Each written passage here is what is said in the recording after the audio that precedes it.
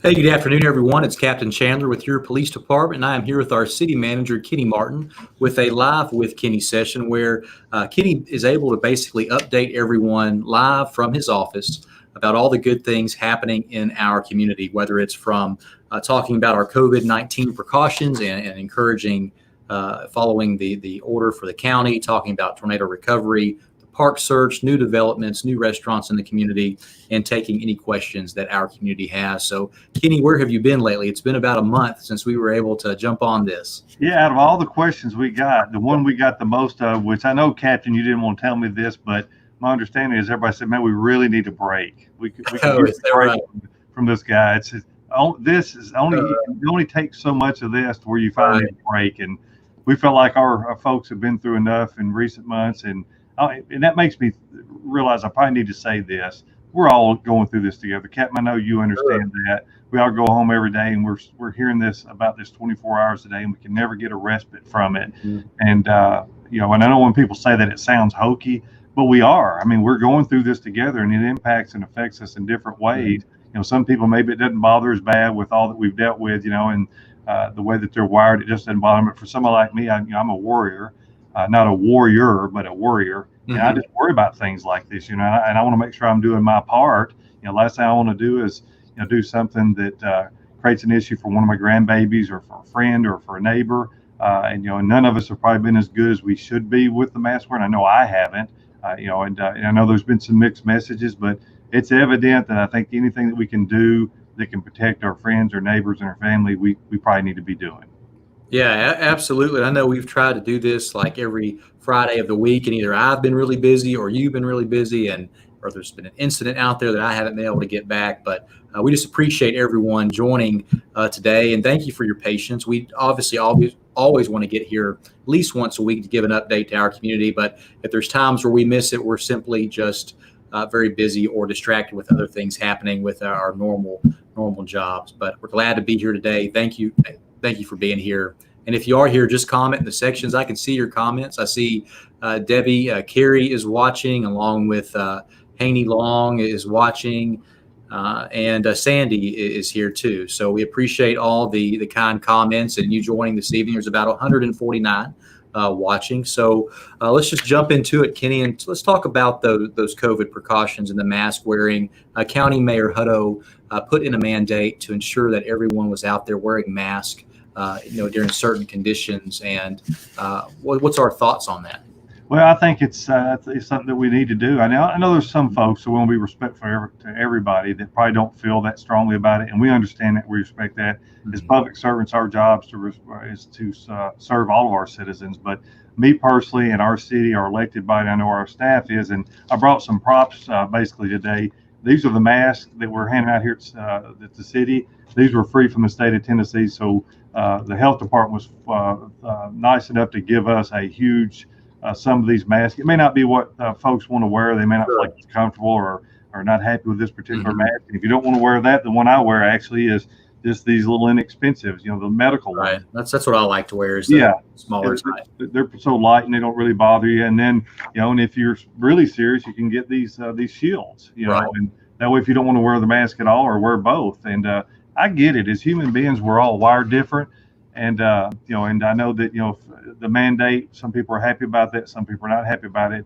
For us, we want to protect our people, and if something as simple as this that you have to put on and wear can keep maybe something that I unknowingly have from impacting somebody else in a negative way, then I want to do that because I'd hate to know that maybe I unknowingly had the virus and didn't know it, and it spread it to somebody else. And until you know somebody that's went through it, and it's hard if you don't to understand the seriousness of what we're dealing with. I mean, it's Mhm. apparent that people are getting sick. It's apparent that people are unfortunately passing as a result of this terrible virus. But until we get a vaccine for it and learn a lot more about it, and I know there's been mixed messages, I get that. But anytime anything comes along that's unknown, until we master it and understand it better and can come up with a vaccine or a way to protect ourselves, in the interim, this is probably the simplest thing that we can do. Good hand washing is by far probably the best thing you can do. Sure. Social distancing, wearing your mask, staying home if you think that you're sick in Mhm. any form, even if you're just not sure at all, or if you think that you're around somebody, hopefully your workplace or somebody's going to understand that you need 10 days or you need 14 days Right. so that you don't get anybody. So everybody knows this. This is based on, I'm a novice without a doubt. I know as little about it as anybody, but I want to do my part. And we're not trying to force this upon anybody, but there is a mandate. And with the mandate, we need to follow that mandate and do our part. Yeah. And with enforceability of it, there is a statute there that, if you're in violation of a certain health order, there's a Class B misdemeanor. But the way this order is written, it leads some difficulty into how we enforce it, because someone can simply say, well, I can't breathe well with a mask, and that is an easy defense to not be cited for this. So because of the difficulty in enforcement, that's why our police department, every department within the county is working together to promote wearing the mask. And our officers carry those same masks that you have, that one you showed up from the health department. They're all with our officers. We have them available at the police department. So when we see someone in violation, we hand them a mask, and there's been compliance through that. We've noticed through our continued education, through us continuing to hand out masks, we are getting compliance. It doesn't take a citation to get compliance. Really, all it takes is issuing a mask, right? And we get compliance for that. So that is working right now. I would hate for us to get in a situation where we're having to issue tickets for not wearing a mask and punishing people with fines, especially when we've been through so much. And really, it's about personal responsibility and being that good citizen in the community to protect others, right? And if you can, definitely wear that mask. And like you said, be distant and wash your hands all the time. And if you're sick, stay home. Yeah, well, I couldn't say it any better. And I'm seeing that. I get out daily and I'm out in the community, and and there's restaurants. So I'm one of those kind that I will enjoy going to lunch. And I'm seeing other people doing it. As a matter of fact, the place that I visited for lunch today wouldn't let you in until they had a clean table. Right. Some are checking temperatures. And you know what? That makes me feel good. It makes me feel good to know that somebody else is doing their part to try to help me, and vice versa. For my wife's out there, or my mom and dad, or my grandbabies. So even if it's something that you just feel like something's been forced upon you, I like what we're doing here in our community. And the reason that I like it is that we believe in our people. We're here to serve them as public servants. And we're seeing that people are complying. Are there a few folks that hadn't quite got there yet? Absolutely. But I agree with you. Rather than writing them a citation and pushing them apart, let's figure out a way to embrace them and say, hey, just for right now, as a patriot, as a citizen, for your fellow human beings, just do this. And here's when you have to do it. Not when you're walking or when you're jogging or doing something outside necessarily, but when you're going in another building where you're in there with other people. It's that's all we ask, and that's all we really want. We understand that some people are passionate and feel like things are being forced upon you. We understand the Constitution and other things of that nature that people worry about and feel like things shouldn't be forced upon them. We're not wanting to force it upon you. We just ask you as brothers and sisters to work with us. Absolutely. And once we get through this, we'll all be better off for it. Yeah, absolutely. So swapping to another impact that our community experienced in March was that tornado, right? And we're going through that recovery process. And I'm going to put up a slide a little bit about Recover Wilson, but they've been very helpful in our community. The Tornado Recovery Connection through Recover Wilson is a legitimate resource that is there to help all of our community members. And last weekend, 28 volunteers went out to 383 addresses that were impacted by the tornado just to let them know about this resource. And it's a legitimate resource. There were some people that were hesitant to talk to the volunteers because they thought it could possibly be a scam. And it's good to, to have that awareness and to question things. But the Tornado Recovery Connection is a resource, provided by the county and the city of Mount Juliet, also the city of Lebanon, all partnered together to help everyone impacted by the tornado. And if you need anything at all with anything with this recovery process, give them a call at 615-270-9255, and there will be someone there to help you and guide you and get you the assistance that you need to completely recover from this tornado. So it's a great resource. And Kenny, do you have anything to add about the Tornado Recovery Connection and Recover Wilson County? I do, and thank you, Captain. There's far too many people to mention, including our citizens, that made getting through this tornado together a success. But I had the pleasure this week of meeting, of course, practicing mask wearing and social distancing here at City Hall with Pastor Regina Girton from Providence United Methodist Church. And to see a citizen like that and the passion that she's got and to realize something so on the front end that was so raw, I guess you'd say, because we're all trying to, I don't know that you can ever be prepared for a tornado, but I could not be prouder. Was there things we would have done differently or maybe a little better here or there? Yeah, but that's why you call it experience, and it's experience we don't want and hope we never have to use again. But meeting with her and realize here it is 4 months plus after the tornado, and they are still helping people. You could easily make the assumption that, oh, everybody's good now. Insurance companies have taken care of things. If you weren't directly impacted, but you see the carnage in your city. Well, imagine being one of those families that lost your house and you're still, I hate to say battling is a word, but working through the insurance process, and you're staying either in a rental home somewhere or an apartment or even so much as a hotel. Well, this is what Recover Wilson does. They're helping with so many things beyond just, was your house damaged? It may be food, it may be lots of different things. And I find that hard to believe that this county and, in communities our size are basically showing the way for cities and counties much larger than us. Right. And it's phenomenal. Again, there's little things I'm sure we could have done different, but I am so proud, and I mean that genuinely. Yeah, there's still some carnage, and there'll be scars for years and years and years, but the accomplishments that we made through the police department, the fire department, our citizens, volunteers, I could spend a lifetime and not thank people enough, because that's what got our city back. It's just like rebuilding our economy and getting through this pandemic. We cannot do it alone. Right. Nor can we get through anything alone. And the sooner we realize we're better together than we are divided, the sooner we get through these things. And I know I feel like, who am I to be saying these things? I'm just a novice as well. But as a human being, that's my personal opinion. I want to join forces with people to make our society and our community better, as you do, Captain. Yeah. And I know there's many more people out there that are already doing it that'll never get this opportunity to sit here today and reach out to our people. Right. And we're blessed as a city to have someone like Regina out there, and she has a team of people, right? And there's other pastors involved with the pastoral group in our county. Everyone's Wilson. That's what I was looking for. But a lot of people have been a part of this, and it's really organized into the Tornado Recovery Connection, where they're there to help our community. So if you need anything, please reach out to them. They are there to help you. So Regina, if you're listening, thank you so much for all you've done for our community. It's been a blessing for sure.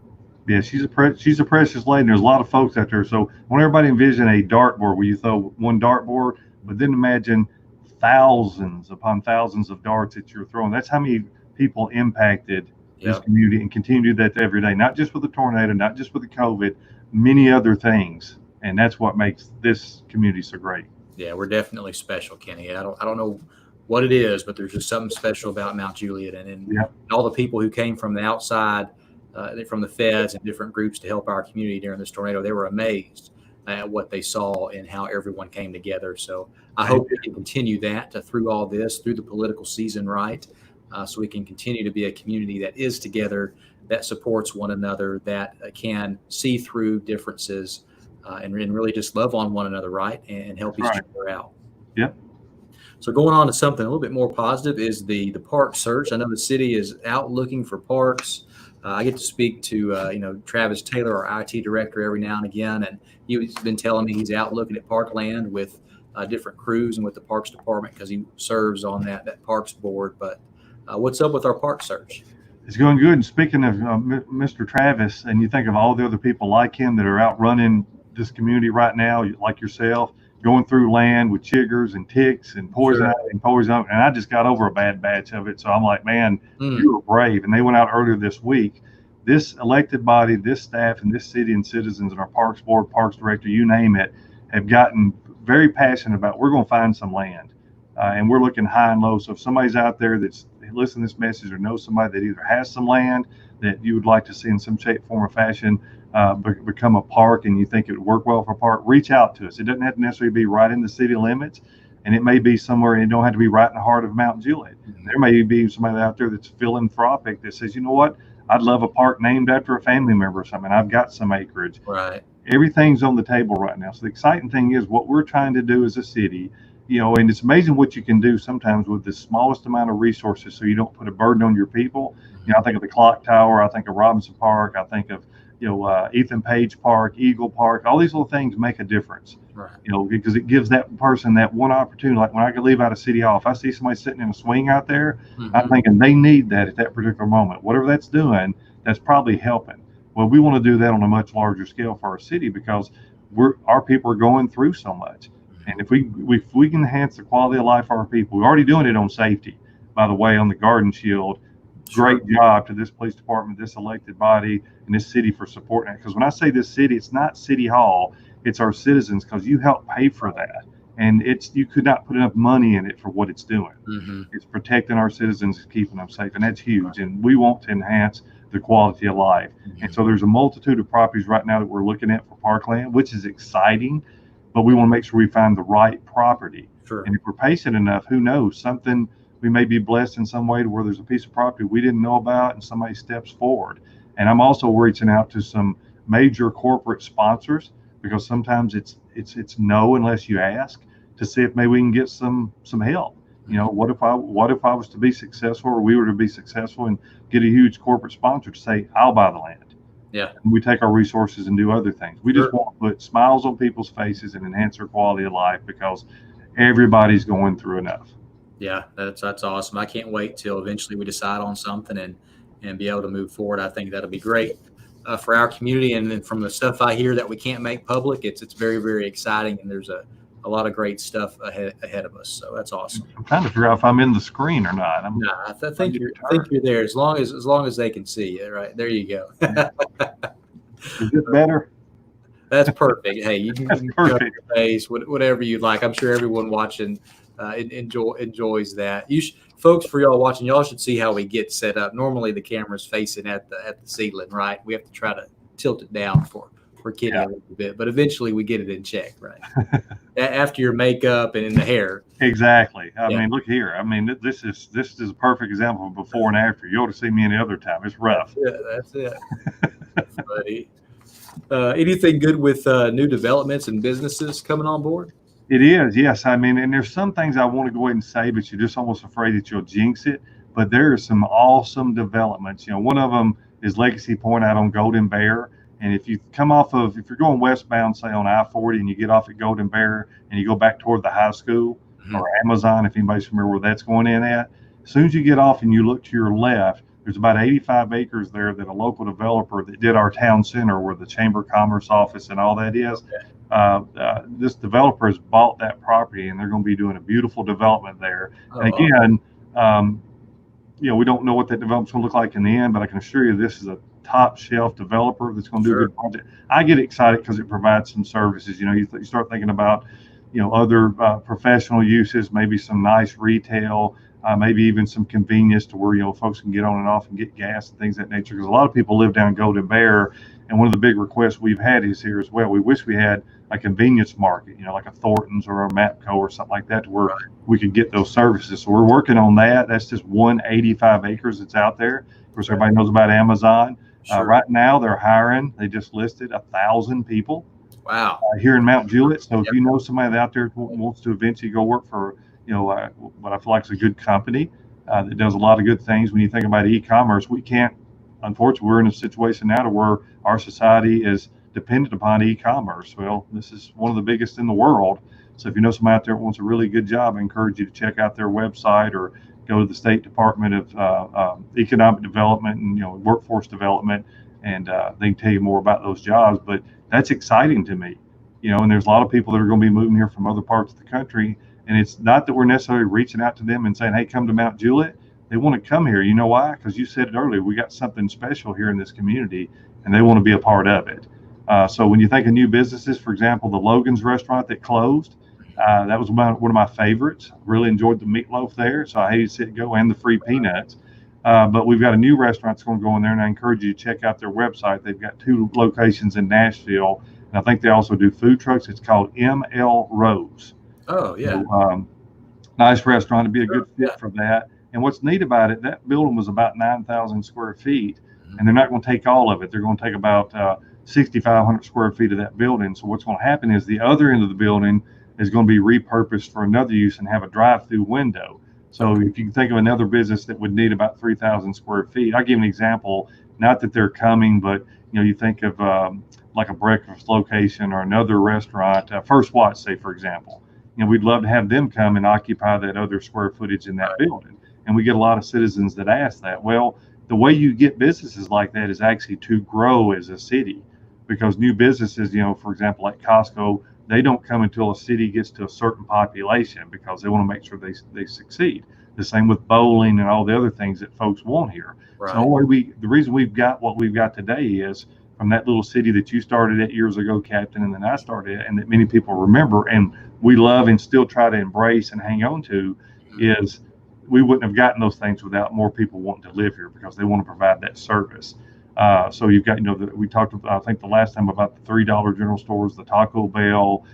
You think of um, there's a place that's I can't name the name of the business right now, but if you like nuts year round and you think of cashews and almonds and candy nuts like you'd see around Christmas, there's a business looking here to do that. There's a Dunkin' Donuts right here on Mount Jet Road. There's oddly enough another Dunkin' Donuts or possibly Krispy Kreme looking at the space over in uh, Providence, which would be that space beside DML Rose. So Gotcha. some of those things aren't for sure yet, but the excitement is that once you create that space, Mhm. it's easier for me and other people to then reach out to these businesses and go, I've got the perfect spot for you. Here it is. Right. It's just not on a piece of paper. It actually exists. And that's why we're seeing some backfilling, even in these tough times right now with the recession and the pandemic. Mhm. We're having people say, I want a spot. Right. For example, we've got other places like Pier 1. We've already got somebody looking at that space. So Great. as soon as they close out entirely, we hope to backfill that space. So sometimes the business that left is equal to or better than what was in it before. Hibachi Jr., for example, is going in the old Crystal location.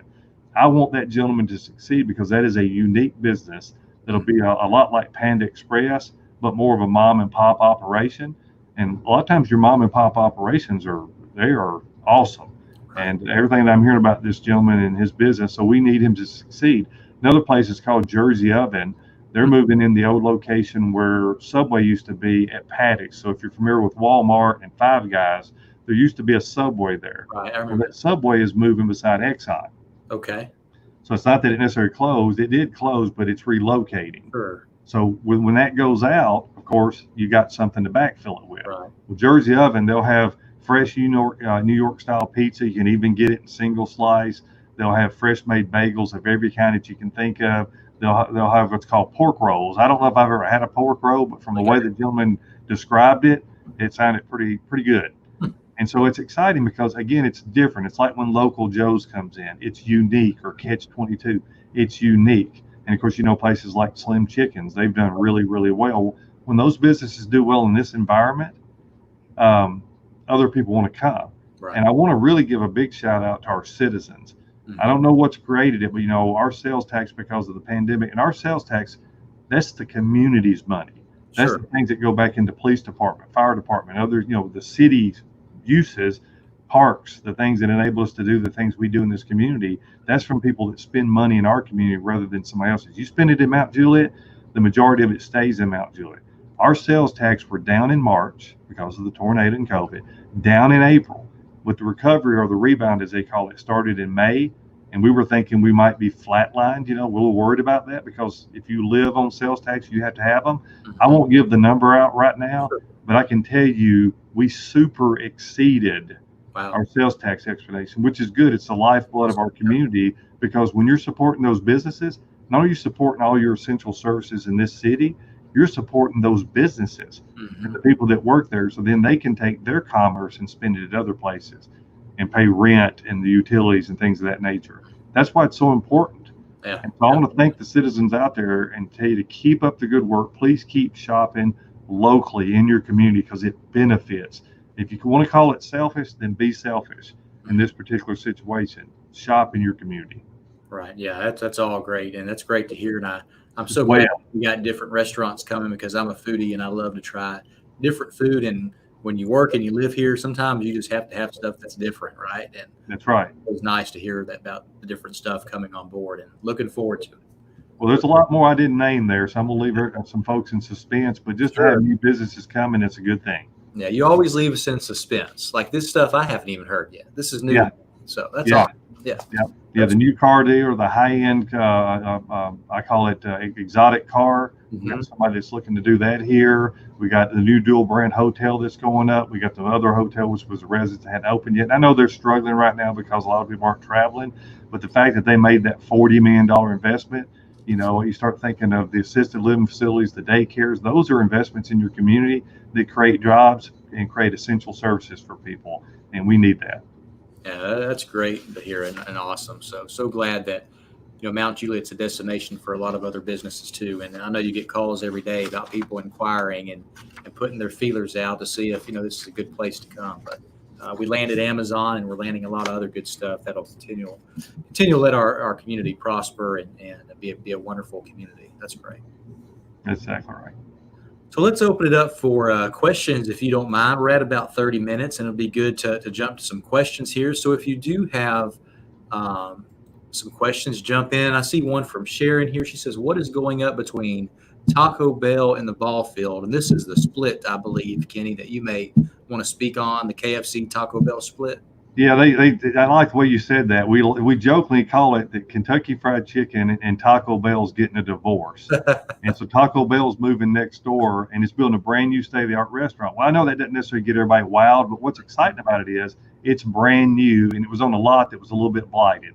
So that's brand new. So when they do that, they're going to remodel the Kentucky Fried Chicken, so you get brand new. Now I know it's like, well, darn, we already had Taco Bell, but that is a blessing. And oddly enough, right beside the Taco Bell, or where the Enterprise Rental Car is, where the old Green Hill Women's Club is, that's where our Wilson County Clerk's office is moving to. So if you've ever had to come up here to the clerk's office and get your car tags, you know how small that building is. They've outgrown it. And so sometimes you find yourself standing in the parking lot waiting to get in.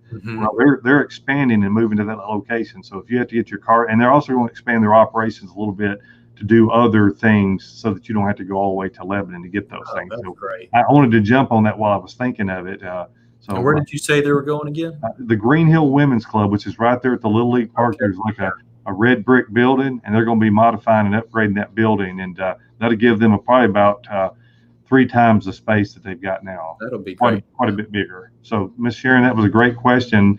I know a lot of people wonder too, for example, speaking of new buildings that are going up and what's going in them, there's a little retail building, of course, going up right here across from the Christmas store. Right. And, it's a 2-story building. It'll probably have office above and then retail on the bottom. And of course, across the street, you got the Christmas store. You got a place that's looking there. They hadn't quite signed a lease yet, but go check out their website. They're only located in the state of Florida, and they're called Jeremiah's. And for anybody old enough to remember, there was a song when I was growing up as a young man and a teenager, and it was called Jeremiah Was a Bullfrog.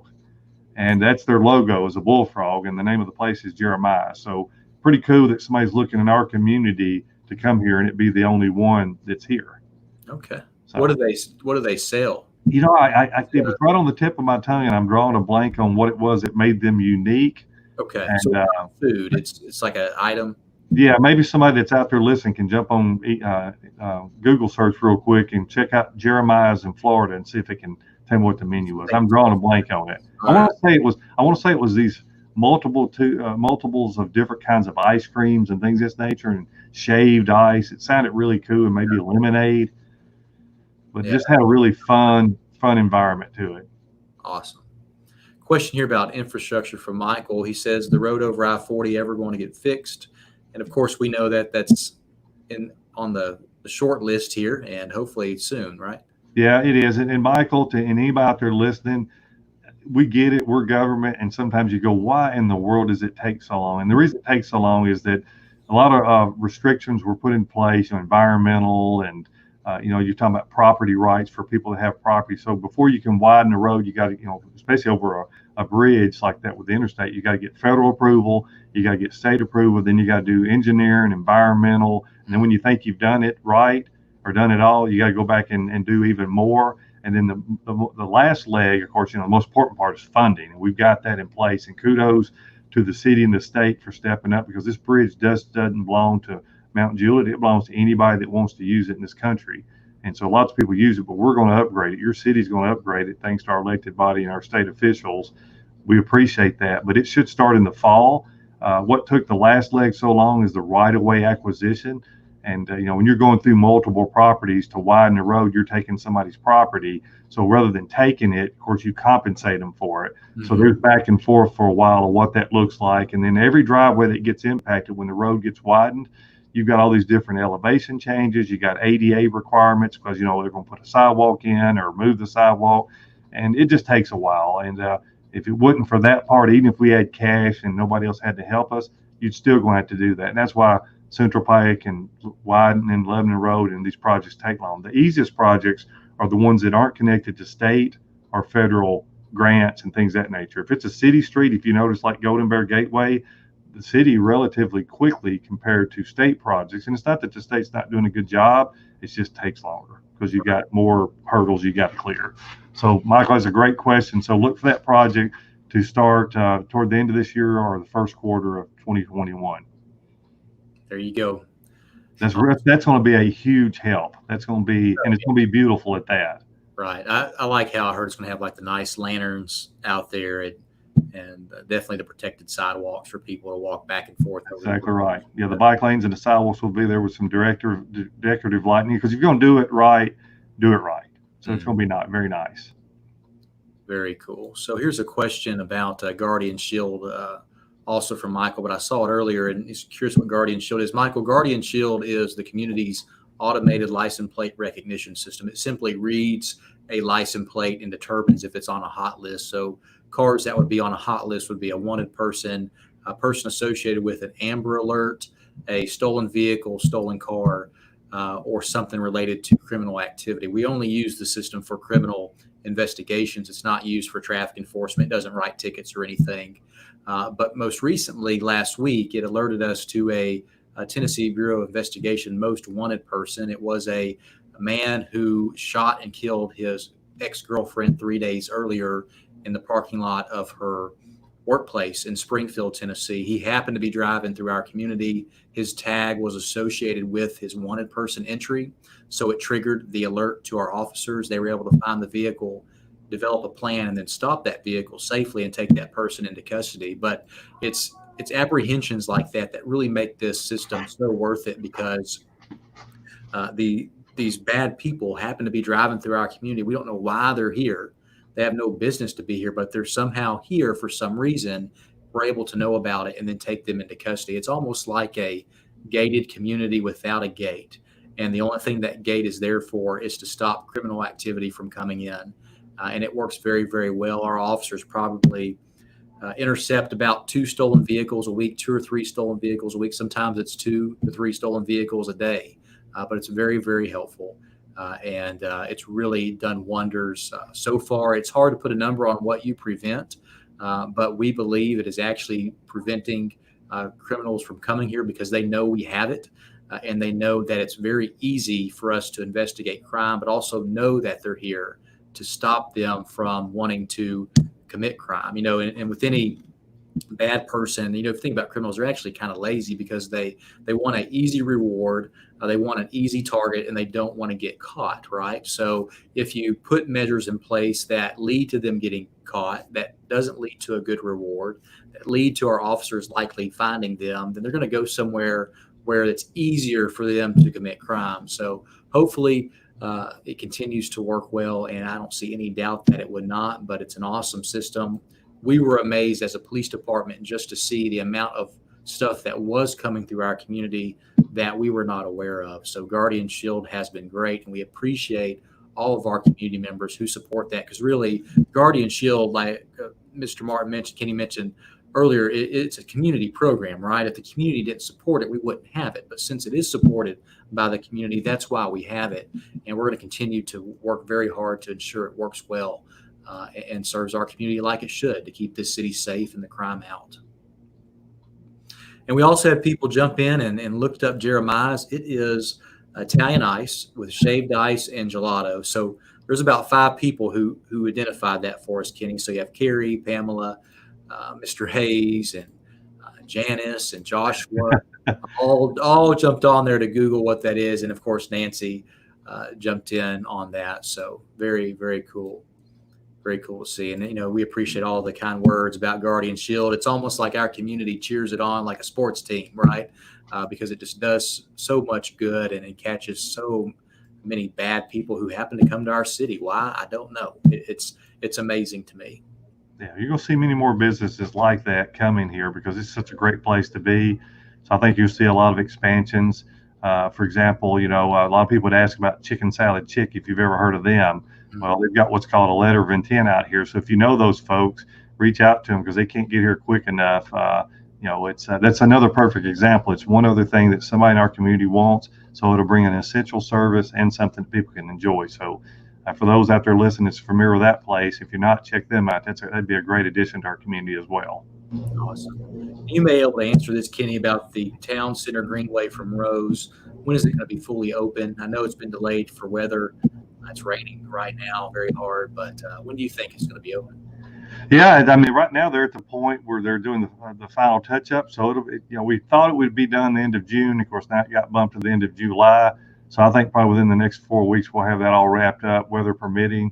Literally, if you've driven down through there, most of the paving's done. They're putting up the final sections of the fence, and then it's just seed and straw from there. It's just punch list stuff at this particular point. So I'd say within the next 4 weeks it'll be fully open. We've got a couple of residents down there where we have the heavy trucks coming in. It's a cleanup. It's at the final punch list and cleanup process. So 4 weeks. Okay, that's not bad at all. Yeah, but anybody's welcome to use it. Just be careful. Look for construction vehicles, things of that nature. It might be a little mud here or there, but we'll get all that buttoned up and get it cleaned up. And you're going to see more of that and more enhancements. You're also going to see some additional. I don't know if folks like murals or not. We're going to do some more murals. I've had a lot of good feedback about our little truck that we added up to the car display that was destroyed during the tornado. That was done in honor of Mr. Oko Hamlin. We're going to be doing a memorial up there at that display. It does my heart good, and hopefully other people's. When you see people taking pictures by it, we've got some Eagle Scouts that are going to be doing some extra projects in the city, which we love. That we love our Eagle Scouts and what they're doing, and it's just want to make it a special place, And I hope that people take time to share ideas with us or things we can do better as a city, to where we're dropping the ball, or maybe if we've done something and you're like, what is that? Or if there's a business you won't, call me, send me an email, leave me a message or whatever. Because you may know of a business that's somewhere that you've had the opportunity to partake in and patronize, and we'll go after it. And there's some big businesses that we're working with right now that I feel really good about, that we're working hard as a city to bring here. And I think it's going to be some exciting news. But to do that, keep shopping local. Yeah, that's important. Very important. Like you said, it seems like maybe a lot we're shopping local the past couple months because we were able to recover from that loss. Yep. The COVID, and that's just awesome to see because it allows everyone in the city to continue to work hard and continue to make this city great. So that's great. And Kenny, we're at 45 minutes, so we'll go ahead and just wrap this up. But thank you all who joined this afternoon to do a live chat with City Manager Martin for his Live with Kenny update. Like I said, we try to do this weekly. Sometimes there's weeks where we're not able to get to it, due to our schedules and what we have going on. But Kenny, anything you want to close with? I just want to thank everybody. Just keep doing the good work. Keep being patient. Call us for things that we can do. If you've got an issue out there, please let us know how we can fix it. If we've let you down, please let us know that. We are here to serve. Genuinely, we want to do the right thing for our folks, and we genuinely want to make sure that we're doing everything we can to enhance their quality of life. So if we're not, where we need to be, let us know about it. But just thank you for everything you're doing, because it's not the city that makes the city, it's our people that makes the city. Yeah, absolutely. Folks, thank you all for joining. If you can, share this broadcast, like it, put a smiley face, whatever you like. It helps us get more engagement with this on Facebook so more people see it and more people get the good information that we are able to put out there. I hope everyone has a safe weekend. Please wear your mask when you're out in public. The last thing we want to have to do is write anyone a citation. That is not our goal. If you're not wearing one, we will hand one to you. But if this simple thing can make us a little bit safer so we can get back to normal, this is a simple task. And I hope everyone, and I encourage everyone to please wear one when you're out there. Thank you so much and have a safe, wonderful weekend. Thanks, everybody.